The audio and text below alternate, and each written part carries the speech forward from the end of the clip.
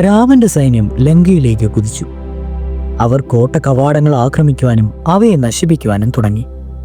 വാനർമാർ ആക്രോശിച്ചുകൊണ്ട് നഗരത്തിനു ചുറ്റുമുള്ള വലിയ മതിലിന്മേൽ കുതിച്ചു കയറി. അവരുടെ കൂട്ടുവിളികൾ ചുറ്റുമുള്ള പർവ്വതത്തിൽ തട്ടി പ്രതിധ്വനിച്ചു. മതിലുകൾ പൊളിക്കപ്പെട്ടു. കിഴക്കേ കോട്ടവാതുകൾ തച്ചുടയ്ക്കപ്പെട്ടു. വളരെ വേഗത്തിൽ തെക്കേതും ആക്രമിക്കപ്പെട്ടു. ക്രമേണ പടിഞ്ഞാറേതും. അവരവരുടെ സേനാധിപന്മാർ ചൂണ്ടിക്കാണിച്ച സ്ഥാനങ്ങളിൽ വാനരന്മാർ കയറി. രാമൻ ലക്ഷ്മണനോടും കൂടി വടക്കേ കോട്ടവാതുക്കലിലേക്ക് പോയി അതിനെ ആക്രമിക്കാൻ ആരംഭിച്ചു. വാനരന്മാർ ഓരോരോ സ്ഥലത്തിൽ നിന്ന് എടുത്തു ചാടുന്നതല്ലാതെ മറ്റൊന്നും തന്നെ ദൃശ്യമായിരുന്നില്ല. അവർ മുന്നേറുന്നതിനനുസരിച്ചുള്ള നാശം വ്യക്തമാക്കിയിരുന്നതാനും വാനരന്മാരുടെ മുമ്പോട്ടുള്ള പാഞ്ഞുകയറ്റത്തെ തടുക്കുവാൻ രാവണൻ തന്റെ സൈന്യങ്ങളോട് ധൃതി കൂട്ടി. കാഹളത്തിന്റെയും പെരുമ്പറയുടെയും ശബ്ദത്തോടും കൂടി രാവണന്റെ സൈന്യം നഗരം കാക്കുവാൻ അതിന്റെ പുറത്തു വന്നു ചേർന്നു. രാമൻ അയച്ച വാനര സൈന്യത്തോട് യുദ്ധം ചെയ്യുവാൻ തയ്യാറായിരുന്നു അവർ സമുദ്രത്തിന്റെ തിരമാലകൾ പോലെയായിരുന്നു. കുരങ്ങന്മാർക്കെതിരെ രാക്ഷസ നിരകൾ ഒന്നിനു പുറകെ ഒന്നായി വന്നുകൊണ്ടേയിരുന്നു. അവർ ഓരോ അടി വയ്ക്കുമ്പോഴും ഭൂമി കുലങ്ങുന്നത് പോലെ തോന്നി. രണ്ട് സൈന്യങ്ങളിലും കൂട്ടിയിടിച്ചു. ആ പോരാട്ടം ഘോരമായിരുന്നു. പാൽക്കടലിന്റെ തീരങ്ങളിൽ പണ്ട് നടന്ന ദേവാസുര യുദ്ധം പോലെയായിരുന്നു അത്. താമസിയാതെ രക്തപ്പുഴ ഒഴുകുവാൻ തുടങ്ങി. ചോര പുരണ്ട ആ യുദ്ധരംഗത്ത് പല ദ്വന്ദ്വ യുദ്ധങ്ങളും നടന്നു. രാവണപുത്രനായ ഇന്ദ്രജിത്ത് അംഗദനുമായി യുദ്ധം ചെയ്തു. കാണേണ്ട ഒരു കാഴ്ച തന്നെയായിരുന്നു അത്. ഹനുമാൻ ജംബുമാലിയുമായി പൊരുതി. നീലൻ നികുംബനുമായി യുദ്ധം ചെയ്തു. ലക്ഷ്മണൻ വിരൂപാക്ഷനുമായും അടർ ചെയ്തു. രാമൻ ഒരേ സമയം 4 പേരുമായും എതിരിട്ടു. ഇന്ദ്രജിത്ത് തന്റെ ഗദ കൊണ്ട് അംഗദനെ ശക്തിയായി അടിച്ചു. അതിനു പകരമായി കിഷ്കിന്ധയിലെ രാജകുമാരൻ അദ്ദേഹത്തിന്റെ രഥത്തെയും കുതിരകളെയും സാരഥയെയും ശിഥിലമാക്കി. മൊത്തത്തിൽ കൂടുതൽ വിജയം രാമന്റെ സൈന്യത്തിന് എന്നായി. ലക്ഷ്മണന്റെ ഒരസ്ത്രത്താൽ വിരൂപാക്ഷൻ കൊല്ലപ്പെട്ടു. വാനരന്മാർ രഥങ്ങളെല്ലാം ഇടിച്ച് തവിടുപൊടിയാക്കി. പോരാട്ടങ്ങൾ വാസ്തവത്തിൽ ഗുരുതരവും കണ്ടു നിൽക്കുവാൻ രസാവഹവുമായിരുന്നു. രാക്ഷസന്മാരുടെ വിവിധ തരത്തിലുള്ള ആയുധങ്ങളെ കൊണ്ട് യുദ്ധഭൂമി മൂടപ്പെട്ടു. വാനരന്മാർ ഉപയോഗിച്ച പാറകളും വൃക്ഷങ്ങളും അവിടേക്കാകെ നിറഞ്ഞു കിടന്നു. അങ്ങനെയിരിക്കെ സൂര്യാസ്തമയം അവർക്കേവർക്കും ഇരുകൂട്ടുകാർക്കും സ്വർഗാർഹമായി. യുദ്ധം നടന്നുകൊണ്ടിരിക്കെ സൂര്യൻ അസ്തമിച്ചു.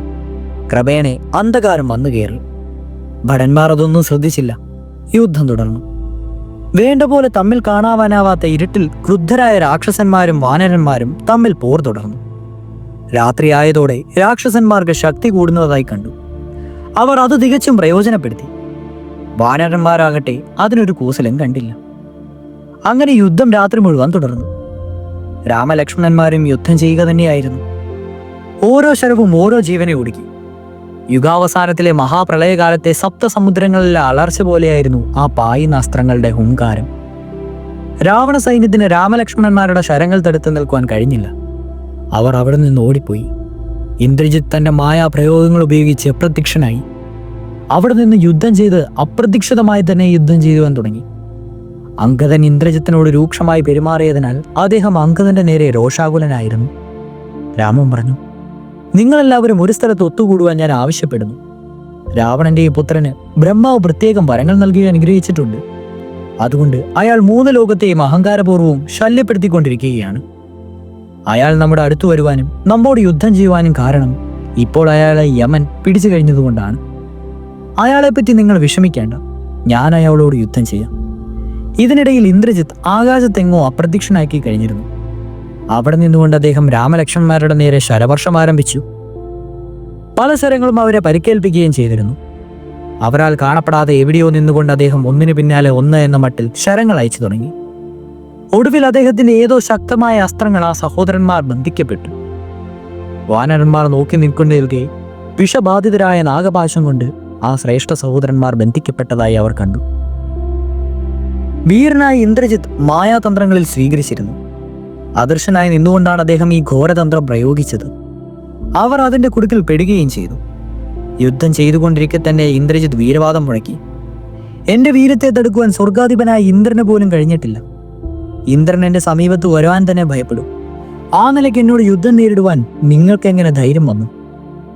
നാഗപാശത്താൽ ബന്ധിതരായ രാമലക്ഷ്മണന്മാർക്ക് കണ്ണു തുറക്കുവാൻ കഴിഞ്ഞില്ല. ഇന്ദ്രജിത്തിന്റെ ശരങ്ങൾ അവരെ വല്ലാതെ പരിക്കേൽപ്പിക്കുകയും ചെയ്തിരുന്നു. അവർ തടുത്ത പുഷ്പങ്ങൾ കൊണ്ട് നിറഞ്ഞ പാലാഴി വൃക്ഷങ്ങൾ പോലെ കാണപ്പെട്ടു. ബോധം കെട്ട് രാമൻ നിലത്തു വീണു. താമസിയാതെ അദ്ദേഹത്തിന്റെ സഹോദരനും അടുത്ത് വീണ് കിടപ്പായി. കീർത്തിപ്പെട്ട അദ്ദേഹത്തിന്റെ വില്ല് കയ്യിൽ നിന്നും വഴുതി താഴെ വീണ് കിടന്നു. സൈന്യത്തിനിടയിൽ കൊടുംഭീതി വന്നു ചേർന്നു. സുഗ്രീവനും ഹനുമാനും മറ്റുള്ളവരും ഇപ്പോൾ നിസ്സഹായരായി. അത്യാപത്തിൽപ്പെട്ട അവർക്ക് എന്ത് ചെയ്യണമെന്നറിയാതെയായി. രാജകുമാരന്മാരെ ഗ്രസിച്ച അവർ ബന്ധനത്തിന്റെ ശക്തി വിഭീഷണന് അറിയാമായിരുന്നു. എന്നാൽ അദ്ദേഹത്തിനും ഒന്നും ചെയ്യുവാൻ കഴിഞ്ഞില്ല. വാനരന്മാർ ആകാശത്തേക്ക് കർക്കശമായി നോക്കി. എന്നാൽ അവർക്ക് ഇന്ദ്രജിത്തിനെ കാണുവാൻ കഴിഞ്ഞില്ല. വിഭീഷണന് മാത്രമേ അദ്ദേഹത്തിന്റെ വേർപക്ഷക്കാർച്ചയിൽ കാണുവാൻ കഴിഞ്ഞുള്ളൂ.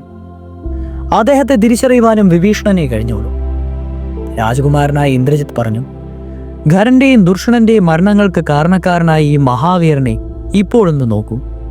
അദ്ദേഹവും അദ്ദേഹത്തിന്റെ വീര സഹോദരനും സർപ്പങ്ങളുടെ ചുറ്റുകളിൽപ്പെട്ട് നിസ്സഹായരായി ഇതാ വെറും നിലത്ത് കിടക്കുന്നു. ഋഷിമാർക്കോ ദേവന്മാർക്കോ ഇപ്പോൾ അവരെ മോചിപ്പിക്കുവാൻ കഴിയില്ല. എന്റെ പ്രിയപ്പെട്ട അച്ഛനെ വേദനിപ്പിച്ചിരിക്കുന്ന ആ ഒരു മുള്ള് എന്നേക്കുമായി നീക്കം ചെയ്യപ്പെട്ടിരിക്കുന്നു. ഈ സൈന്യവും അതിന്റെ പ്രധാനിയും ഉണ്ടാക്കിയ ശബ്ദ കോലാഹലങ്ങളുമെല്ലാം ശരൽക്കാലത്തെ മേഘഗർജനം പോലെയായിരുന്നു. അപ്പോൾ മഴയില്ലാതെ വെറും ശബ്ദം മാത്രമാണല്ലോ പതിവ്. അദ്ദേഹം തന്നെ നാശപ്രവൃത്തി തുടർന്നു. അദ്ദേഹം പരിക്കേൽപ്പിക്കാത്ത ഒരു വാനരപ്രമാണിയും ഇല്ലെന്ന് വന്നു. കോസല സഹോദരന്മാർ മരിച്ചു എന്ന് അദ്ദേഹം ഉറച്ചു. ജയബേരിയോട് അദ്ദേഹം ലങ്കയിൽ പ്രവേശിച്ചു. രാമലക്ഷ്മണന്മാരെ കുറിച്ച് സുഗ്രീവൻ അതീവ വിഷണ്ണനായി. വിഭീഷണൻ പറഞ്ഞു, കരയരുത് സുഗ്രീവ, അവർ മരിച്ചിട്ടില്ല. ബോധം കെട്ടതേയുള്ളൂ എന്ന് ഞാൻ മനസ്സിലാക്കുന്നു. ഏതെങ്കിലും കാലത്ത് ഏതെങ്കിലും സൽക്കർമ്മങ്ങൾ നമ്മൾ ചെയ്തിട്ടുണ്ടെങ്കിൽ അവർ ഈ അബോധാവസ്ഥയിൽ നിന്നുണരും. അവർ എഴുന്നേൽക്കുന്നത് കാണുവാൻ മോഹിച്ചുകൊണ്ട് നമുക്ക് സമാധാനം പുലർത്തുക. സത്യവും ധർമ്മവും ഒടുവിൽ ജയിക്കുക തന്നെ ചെയ്യും. വിഭീഷണൻ ചില മന്ത്രങ്ങൾ ചൊല്ലി സുഗ്രീവന്റെ കണ്ണിൽ വെള്ളം തളിച്ചു. അതിനുശേഷം അദ്ദേഹം ഇങ്ങനെ പറഞ്ഞു, നിരാശപ്പെട്ടിരിക്കേണ്ട സമയമല്ലിത്. സൈന്യം കൊടുംഭീതിയിൽ പൊട്ടിരിക്കുകയാണ്. അവരുടെ നിരയിൽ ഒരു ക്രമസമാധാനം വരുത്തേണ്ടത് ഇപ്പോൾ അങ്ങയുടെ ചുമതലയാണ്. ചങ്ങാതിമാരോടുള്ള അതിരറ്റ സ്നേഹം മാത്രം മതി അങ്ങയെ ബലഹീനാക്കുവാൻ. അവിധം ബലഹീനതയ്ക്ക് വഴങ്ങരുത്. ഉറങ്ങിക്കിടക്കുന്ന അങ്ങയുടെ വീര്യത്തെ ഉണർത്തുക. പ്രവർത്തിക്കുവാൻ ശ്രമിക്കുക. ഈ രണ്ടുപേരെയും വളരെ ശ്രദ്ധയോടുകൂടി നാം കാക്കണം. അവരുടെ ബോധം വീണ്ടെടുക്കുമ്പോൾ നമ്മുടെ ഹൃദയങ്ങൾക്ക് അവർ സന്തോഷം പ്രദാനം ചെയ്യണം. അവർ മരിച്ചിട്ടില്ലെന്ന് എനിക്കറിയാം. അവരുടെ മുഖപ്രകാശം ഒട്ടും മങ്ങിയിട്ടില്ല. ജീവൻ ദേഹത്തെ വിട്ടാൽ ആ പ്രകാശവും ഒപ്പം വിടും. വിഷാദിക്കേണ്ടതായ ഒരു കാര്യവുമില്ലെന്ന് ഞാനിതാ ഉറച്ചു പറയുന്നു. അവർക്കൊരു കേടും വരില്ല. അങ്ങയുടെ സൈന്യത്തെ അങ്ങ് രക്ഷിക്കണം, അല്ലെങ്കിൽ അത് നാമാവിശേഷമായി പോകും. വാനരന്മാരുടെ നയനങ്ങളിൽ പ്രകടമാകുന്ന കൊടുംഭീതി അങ്ങ് കാണുന്നില്ലേ? അങ്ങ് അവരെ സമാധാനിപ്പിക്കണം. അനിഷ്ട സംഭവമാണ് ഉണ്ടായിട്ടില്ലെന്ന് അവരെ അറിയിച്ച് ധൈര്യം നൽകണം. അവരോട് ഉത്സാഹമായിരിക്കുവാനും പറയണം. വിഭീഷണനും സുഗ്രീവനും ഒന്നിച്ച് സൈന്യത്തെ സമാധാനിപ്പിക്കുവാനുള്ള ചുമതല ഏറ്റെടുത്തു. തങ്ങളുടെ ഹൃദയങ്ങളിലെ ആകമാനം ഗ്രസിച്ചിരുന്ന ആദിഭീതി ഇല്ലാതാക്കുവാൻ അവർ മനഃപൂർവ്വം ശ്രമിച്ചുകൊണ്ടേയിരുന്നു. ഇതിനിടയിൽ ഇന്ദ്രജിത്ത് ലങ്കാനഗരിയിൽ പ്രവേശിച്ചു. അദ്ദേഹം തന്റെ അച്ഛന്റെ അടുത്ത് ചെന്നുണ്ടായ സംഭവങ്ങളെല്ലാം വിസ്തരിച്ചു പറഞ്ഞു. രാവണൻ സിംഹാസനത്തിൽ നിറങ്ങി വന്ന് പുത്രനെ വാത്സല്യപൂർവ്വം പിന്നെയും പിന്നെയും ആലിംഗനം ചെയ്തു. എല്ലാം വിസ്തരിച്ചു പറയുവാൻ രാവണൻ ആവശ്യപ്പെട്ടു. ആ കാര്യങ്ങൾ വിസ്തരിക്കുവാൻ പുത്രന് ഉത്സാഹമേ ഉണ്ടായിരുന്നുള്ളൂ. രാമലക്ഷ്മണന്മാരെ നാഗപാശം കൊണ്ട് ബന്ധിച്ചതും അവർ മരിച്ചതും ഇന്ദ്രജിത്ത് രാവണനോട് വിവരിച്ചു പറഞ്ഞു. ഇത് കേട്ട് രാവണന്റെ സന്തോഷത്തിന് അതിരില്ലായിരുന്നു. തനിക്ക് ചെയ്തു തന്ന മഹാസേവനത്തിന് പുത്രനെ പറ്റി അദ്ദേഹം ഏറ്റവും അഭിമാനം കൊണ്ടു. രാവണന്റെ മണിമന്ദിരത്തിൽ അന്ന് രാത്രി പരിപൂർണ ശാന്തി ഉണ്ടായി. വാനരന്മാരുടെ ഹൃദയത്തിൽ നിന്ന് ഭയം വിട്ടുപിരിഞ്ഞില്ല. അവർ തങ്ങളുടെ രാമനും ചുറ്റുവന്നു നിന്നു. അദ്ദേഹം ഇനി ഒരിക്കലും എണീക്കില്ലെന്ന് അവർക്ക് തോന്നി. ഇല അനങ്ങിയാലും മറ്റേത് ശബ്ദം കേട്ടാലും ഇന്ദ്രജിത്തിനെ പറ്റിയും അദ്ദേഹത്തിന്റെ മായായുദ്ധത്തെ പറ്റിയും ഓർത്ത് അവർ കിടിലം കൊണ്ടു. സീതയെ കാക്കുന്ന രാക്ഷസികളോട് ഉടൻ വരുവാൻ രാവണൻ ആളയച്ചു പറയിപ്പിച്ചു. കൂടെ ത്രിജടയും ഉണ്ടായിരുന്നു. മുഖത്ത് വിരിയുന്ന ഒരു മന്ദഹാസത്തോടെ രാവണൻ പറഞ്ഞു, രാമനും സഹോദരനായ ലക്ഷ്മണനും ഇന്ദ്രജിത്തിനാൽ വധിക്കപ്പെട്ടു എന്ന വിവരം ഉടൻ പോയി സീതയെ അറിയിക്കൂ. അവളെ പുഷ്പക വിമാനത്തിൽ കയറ്റി കോസല രാജകുമാരന്മാരുടെ ശവശരീരം അവൾക്ക് നേരിട്ട് കാണുവാനുള്ള ഏർപ്പാടുകൾ ചെയ്തു. രാമനെയും അദ്ദേഹത്തിന്റെ വീര്യത്തെയും ആശ്രയിക്കമാക്കിക്കൊണ്ട് അവൾ എൻ്റെ സ്നേഹത്തെ നിരാകരിച്ചല്ലോ. ഇപ്പോൾ അദ്ദേഹം യുദ്ധഭൂമിയിൽ മരിച്ചു കിടക്കുകയാണല്ലോ. അദ്ദേഹത്തെ മറന്ന് ഇനി അവൾക്ക് എൻ്റെ അടുത്ത് വരാം. അവൾ ദുഃഖം പിടിഞ്ഞ് എൻ്റേതാവട്ടെ. രാമൻ മരിച്ചു എന്നറിയുമ്പോൾ വേറെ ഗതിയില്ലെന്ന കാര്യം അവൾ തീർച്ചയാവുകയും എൻ്റെ സ്നേഹം സ്വീകരിക്കുകയും എന്നെ സന്തോഷിപ്പിക്കുകയും മാത്രമേ വഴിയുള്ളൂ എന്നവൾ മനസ്സിലാക്കൂ. അവൾ സ്വമേധയാ അത് ചെയ്യൂ. രാക്ഷസികൾ സീതയെ പുഷ്പക വിമാനത്തിലേറ്റി. വിമാനം ആകാശത്തിലേക്ക് ഉയർന്നു. ത്രിജടയും അവരോടൊപ്പം ഉണ്ടായിരുന്നു. സീത യുദ്ധഭൂമി കണ്ടു. വാനര സൈന്യത്തിന് വന്നു ചേർന്ന വലിയ നാശവും കണ്ടു. രാക്ഷസന്മാരുടെ ഇടയിലെ ഉത്സാഹവും രാമന്റെ ആൾക്കാരുടെ മുഖത്തിലെ വാട്ടവും ദേവി ശ്രദ്ധിച്ചു. പൊടുന്നിനെ ദേവിയുടെ സൃഷ്ടികൾ വീണുകിടക്കുന്ന രാമനിലും ലക്ഷ്മണനിലും പതിച്ചു. ചോര ഒലിക്കുന്ന മുറപ്പാടുകൾ വ്യക്തമായി കാണാമായിരുന്നു. അവരുടെ ദേഹങ്ങളിൽ തറച്ചു നിൽക്കുന്ന ശരങ്ങൾ കണ്ടു. അവർക്ക് വല്ലാതെ പരിക്കേറ്റിരിക്കുന്നു വ്യക്തമാണ്. വാസ്തവത്തിൽ ശരശൈലികളാണ് അവർ കിടന്നിരുന്നത്. അവർക്ക് യാതൊരുവിധ അനക്കവും ഉണ്ടായിരുന്നില്ല. ഈ കാഴ്ച കണ്ട് സീതയുടെ കണ്ണിൽ നിന്ന് കണ്ണുനീർ ധാരധാരയായി ഒഴുകിക്കൊണ്ടേയിരുന്നു. തൻ്റെ പ്രിയപ്പെട്ട രാമന്റെ മുഖത്തേക്ക് നിറഞ്ഞ സ്നേഹത്തോടെ നീറുന്ന നൈരാശ്യത്തോടെയും ദേവി ഉറ്റുനോക്കി. അവൾ ലക്ഷ്മണനെയും നോക്കി. ആർത്തനാദം അറിയാതെ പുറപ്പെട്ടു. സീത പറഞ്ഞു, ഞാൻ സുമംഗലിയായിരിക്കുമെന്ന വിജ്ഞാനന്മാരുടെ വാക്ക് വിഫലമായിരിക്കുന്നു. എൻ്റെ രാമൻ അശ്വമേധം നടത്തുമെന്നും സൂര്യവംശത്തിലെ മറ്റേത് രാജാവിനെ പോലെ സുപ്രസിദ്ധനാവുമെന്നും പറയപ്പെട്ടിരുന്നു. അദ്ദേഹം കിരീടധാരണത്തിന് മുമ്പ് തന്നെ മരണപ്പെട്ടതിനാൽ ആ വാക്കൊരു മിഥ്യാപ്രവചനമത്രേ. നമ്മുടെ ഗുരു വസിഷ്ഠന്റെ വാക്കുകൾ എങ്ങനെ തെറ്റായിപ്പോയി. എൻ്റെ പാദത്തിൽ പത്മരേഖയുണ്ട്. പ്രാണനാഥൻ ഒരിക്കലും നഷ്ടപ്പെട്ടില്ല എന്നാണത്രേ അതിൻ്റെ സൂചന. എന്നിട്ടും അദ്ദേഹം ഇപ്പോൾ മരിച്ചതായി കാണപ്പെടുന്നുവല്ലോ. ജനസ്ഥാനത്ത് വെച്ച് നിഷ്പ്രയാസം എത്രയോ രാക്ഷസന്മാരെ കൊന്നൊടുക്കിയ രാമന് ഇപ്പോൾ രാവണന്റെ പുത്രനാൽ കൊല്ലപ്പെട്ട് ഇതാ നിലത്ത് കിടക്കുന്നു. സർവസ്ത്ര ശസ്ത്രങ്ങളിലും വിദഗ്ധനായ രാമന് ആ പാപിയായി ഈ അസ്ത്രത്തെ മറു അസ്ത്രം കൊണ്ട് തടുക്കുവാൻ വെക്കണം ഒരസ്ത്രം പോലും അഭിമന്ത്രിക്കുവാൻ കഴിഞ്ഞില്ലെന്നോ? അയാളുടെ മായാതന്ത്രങ്ങൾ എൻ്റെ നാഥനെ ചതിച്ചിരിക്കുന്നു. അല്ലെങ്കിൽ എൻ്റെ ഭർത്താവിൻ്റെ കോപത്തിൽ നിന്ന് ഒരാൾക്ക് എങ്ങനെ രക്ഷപ്പെടുവാൻ കഴിയും? ഈ ലോകത്തിൽ മറ്റെല്ലാ ശക്തികളെക്കാളും പ്രബലമായത് വിധിയാണെന്ന് എനിക്കിപ്പോൾ ബോധ്യമായി. വിധിയുടെ മുമ്പിൽ യമൻ പോലും നിസ്സഹായനായി തീർന്നു. സീതയുടെ വിലാപങ്ങൾ ത്രിജട കേട്ടുകൊണ്ടേയിരുന്നു. അവൾക്കേറെ പ്രിയയായിരുന്നു ആ രാജകുമാരിയോട് അവൾ ദുഃഖമോടെ സഹതപിച്ചു. അവൾ ഇങ്ങനെ പറഞ്ഞു, ദേവി കരയരുത്. ഭവതിയിൽ നാഥൻ മരിച്ചിട്ടില്ല, മരിക്കുകയുമില്ല. രണ്ടുപേരും ജീവനുണ്ട്. എനിക്കങ്ങനെയാണ് ഇത്ര ഉറപ്പെന്ന് പറയാൻ. അവർ കൊല്ലപ്പെട്ടിരുന്നുവെങ്കിൽ ദിവ്യമായ ഈ പുഷ്പക വിമാനം ദേവിയെ അതിൽ കയറുവാൻ അനുവദിക്കില്ലായിരുന്നു. ആകാശത്തിൽ പറക്കുകയുമില്ലായിരുന്നു.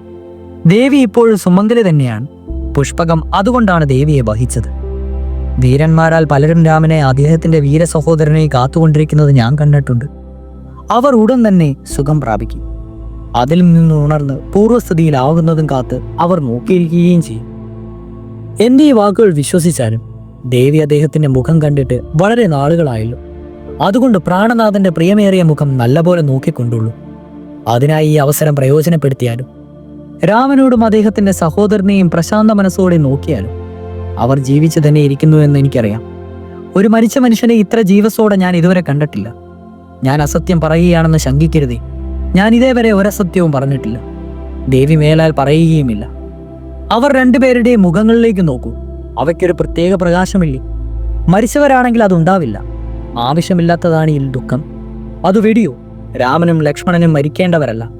ഇന്ദ്രജിത്തിന്റെ കൈകളാൽ ഒട്ടും തന്നെ. ത്രിജടയുടെ വാക്കുകൾ സീതയ്ക്ക് ഉറപ്പേകി. സീത രണ്ട് കൈകളും കൂപ്പി രാമനെ വന്ദിച്ചു. വിമാനം ലങ്കയിലേക്ക് തന്നെ തിരിഞ്ഞു. സീതയെ അശോകവനത്തിൽ തിരികെ കൊണ്ടുപോവുകയും ചെയ്തു. വാനര സൈന്യത്തിലെ തലവന്മാർ രാമന്റെയും ധീരന്റെ ലക്ഷ്മണന്റെയും ചുറ്റും നിന്നു. അവർ ബോധം തിരിച്ചു കിട്ടാതെ മരണമടയുമോ എന്നായിരുന്നു അവരുടെ ആശങ്ക. അവർ നോക്കിക്കൊണ്ട് നിൽക്കെ രാമൻ ഒന്നിളകി. അദ്ദേഹത്തിന് സാവധാനത്തിൽ ബോധം തിരിച്ചു വരികയാണെന്ന് കാണാമായിരുന്നു.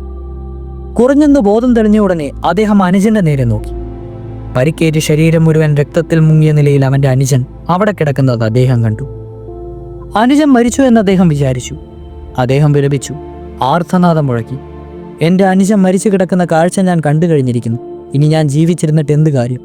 ഈ ലോകത്തിൽ ശ്രദ്ധിച്ചു നോക്കിയാൽ സീതയെപ്പോലുള്ള ഒരു ഭാര്യയെ എളുപ്പത്തിൽ കണ്ടെത്തുവാൻ കഴിഞ്ഞെന്ന് വരും. പക്ഷേ ലക്ഷ്മണനെ പോലൊരു സഹോദരനെ എന്നെങ്കിലും കണ്ടെത്തുവാൻ എനിക്ക് കഴിയുമോ? അദ്ദേഹത്തെ പോലെ മറ്റൊരു യോദ്ധാവുമുണ്ടോ? എൻ്റെ അനുജൻ നഷ്ടപ്പെട്ടു കഴിഞ്ഞതിനാൽ ഞാൻ ആത്മഹത്യ ചെയ്യുകയാണ്. ഞാൻ അങ്ങേക്ക് അയോധ്യയിലേക്ക് ചെന്ന് കൗസല്യാദേവിയെയും സുമിത്രാദേവിയെയും എങ്ങനെ കാണും? ഞാൻ എങ്ങനെ അവരെ സമാധാനിപ്പിക്കും?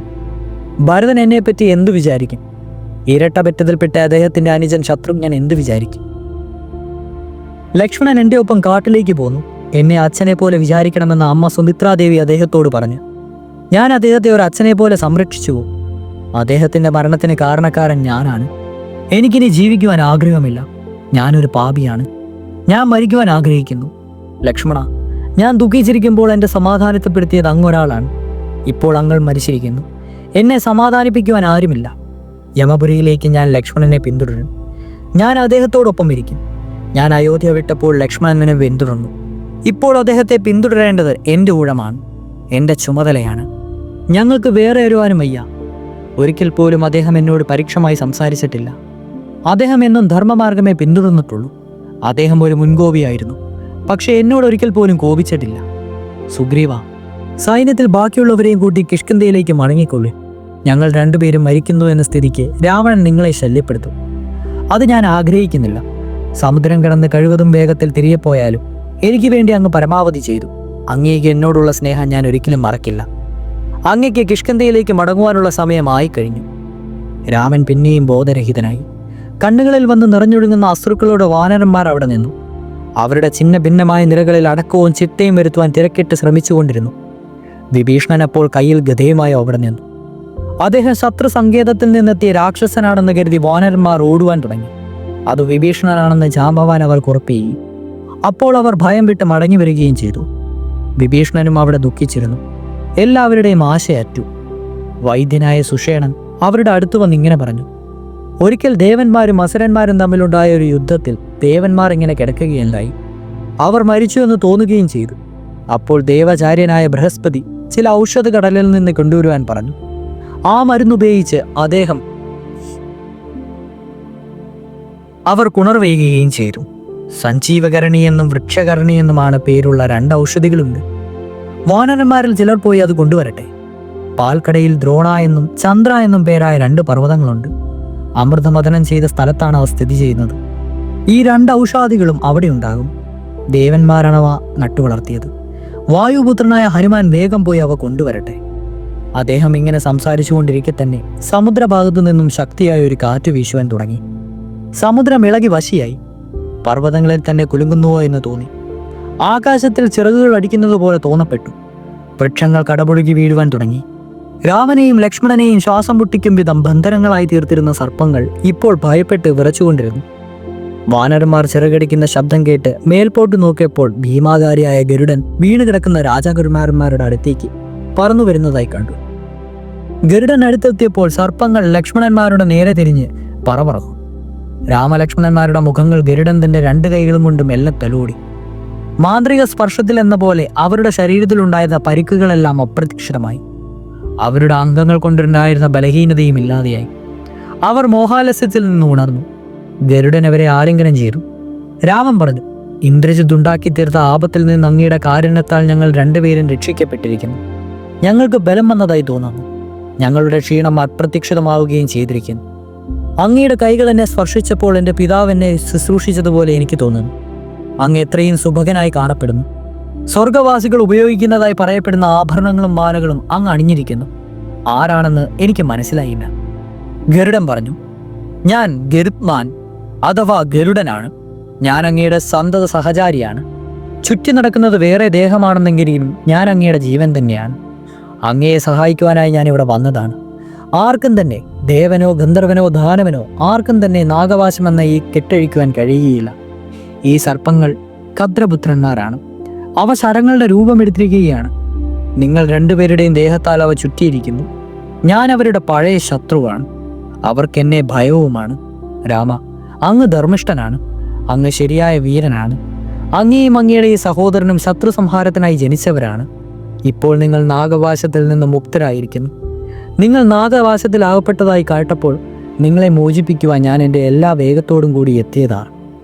ധർമ്മമാണ് നിങ്ങളുടെ ശക്തി.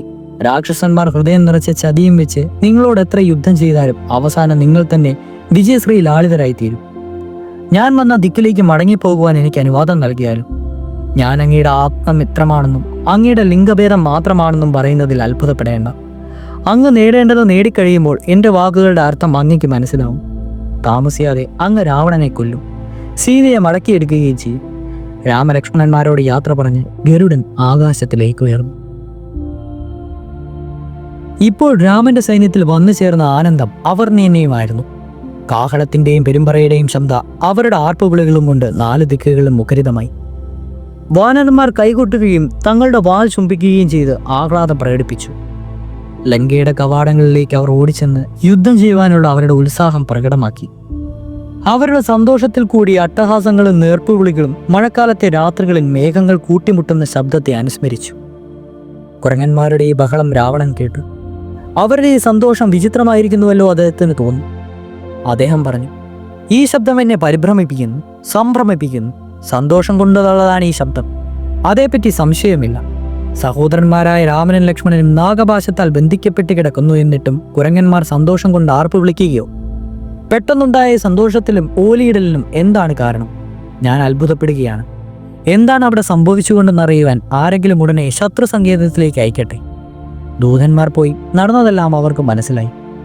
വിവരം തങ്ങളുടെ രാജാവിനെ അറിയിക്കുകയും ചെയ്തു.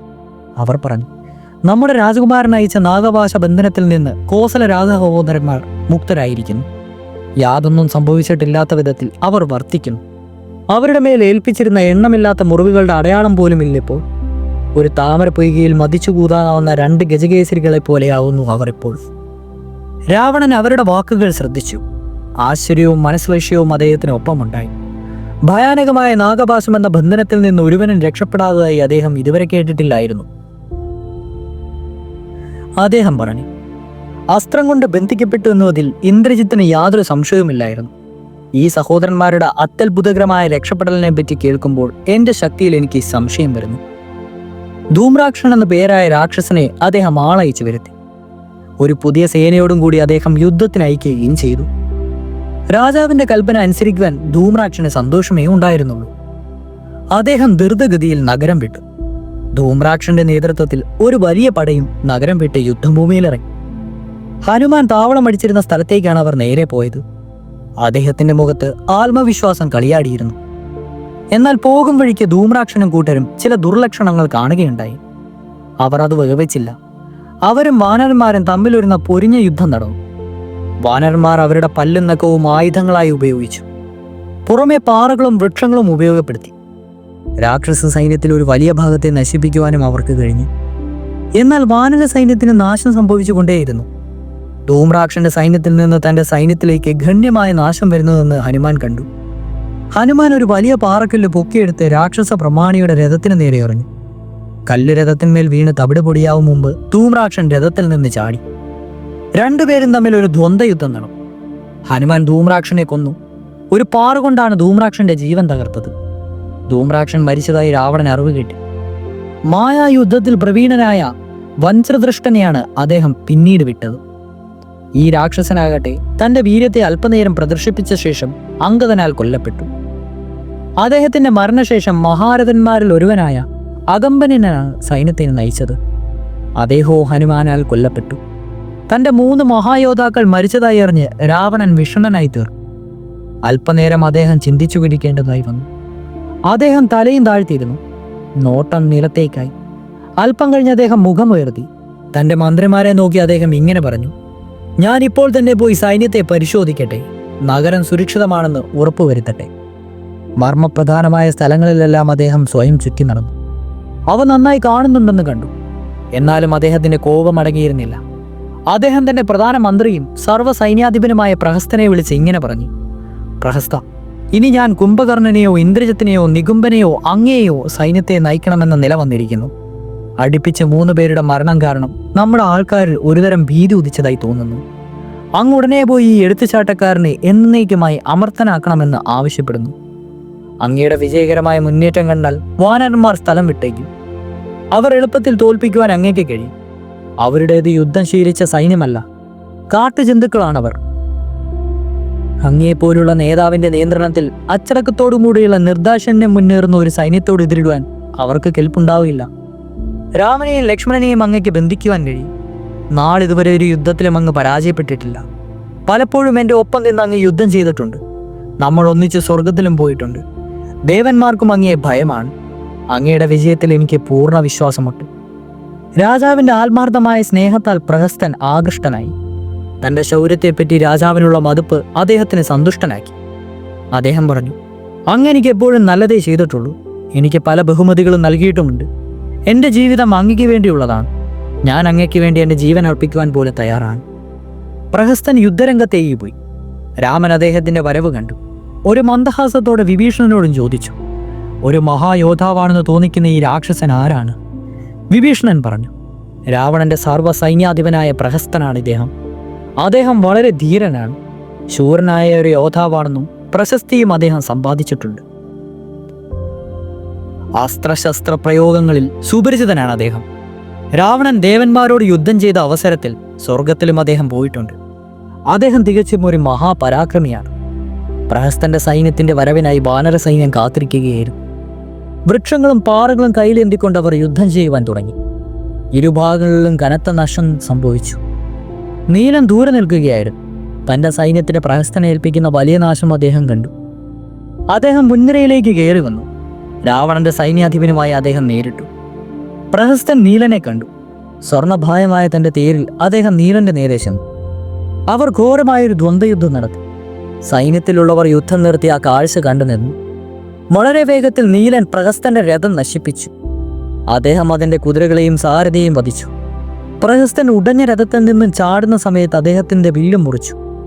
പ്രഹസ്തനും നീലനും തമ്മിൽ പിന്നീട് ഒരു മൽപ്പിടുത്തമുണ്ടായി. ഒടുവിൽ നീലൻ ഒരു കനത്ത പാറക്കല്ല് 2 കൈകളും കൊണ്ട് പൊക്കിയെടുത്ത് സർവ്വശക്തിയും ഉപയോഗിച്ച് പ്രഹസ്തന്റെ നേരെ എറിഞ്ഞു. രാവണന്റെ സർവ്വസൈന്യാധിപൻ ശിരസ് പിളർന്ന് മരിച്ചു വീണു. രാക്ഷസ സൈന്യം ഭയപ്പെട്ട് നഗരത്തിലേക്ക് തിരിച്ചോടി. അത് കരകവിഞ്ഞൊഴുകുന്ന നദി പോലെ ഒടുവിൽ മുറിഞ്ഞു പോയതുപോലെയുമായി. നീലൻ പ്രദർശിപ്പിച്ച വീര്യത്തിൽ രാമൻ രോമാഞ്ചം കൊണ്ടു. രാമന്റെ സങ്കോചത്തിൽ ആഹ്ലാദ പ്രകടനങ്ങളുണ്ടായി. പ്രഹസ്തൻ അഗ്നിപുത്രനായ നീലനാൽ കൊല്ലപ്പെട്ട വിവരം രാവണന്റെ അടുത്തെത്തി. വർത്തമാനമറിഞ്ഞ് രാവണൻ അമ്പരന്നു. അദ്ദേഹം ദുഃഖിതനായി. ക്രമേണ കോപം ദുഃഖത്തെ കീഴ്പ്പെടുത്തി. അദ്ദേഹം പറഞ്ഞു, പ്രഹസ്തൻ എന്നും എൻ്റെ ഒപ്പം നിന്നിട്ടുണ്ട്. പണ്ട് ഇന്ദ്രന്റെ സൈന്യത്തിലെ ഒരു വലിയ ഭാഗം നശിപ്പിച്ചത് അദ്ദേഹമാണ്. അത്ര വീരനായ ഒരു പോരാളി ഇപ്പോൾ ഇത്ര എളുപ്പം കൊല്ലപ്പെട്ടിരിക്കും, അതും വെറും ഒരു കുരങ്ങനാൽ. അദ്ദേഹത്തിന്റെ മരണത്തിന് പകരം വീട്ടുക തന്നെ വേണം. ശത്രു സൈന്യത്തിന്റെ വീര്യത്തിന് മേലാൽ അപമാനമാകരുത്, ചെറുതായി കാണുകയും വരുത്. ഞാൻ തന്നെ യുദ്ധം ഭൂമിയിലേക്ക് പോവുകയാണ്. എൻ്റെ സഹോദരനെ പോലെ ആയിരുന്ന എൻ്റെ പ്രിയപ്പെട്ട പ്രഹസ്തന്റെ മരണത്തിന് ഞാൻ പകരം വീട്ടുന്നുണ്ട്. ഞാൻ ശത്രുക്കളെ കൊന്ന് വിജയം കൈവരിക്കും. ഉണങ്ങിയ വൃക്ഷങ്ങൾ നിറഞ്ഞൊരു കാട്ടുതീ കൊണ്ട് ദഹിക്കുന്നത് പോലെ എൻ്റെ പൊള്ളുന്ന ശരങ്ങൾ കൊണ്ട് ഞാൻ അവരെയെല്ലാം ദഹിപ്പിക്കും.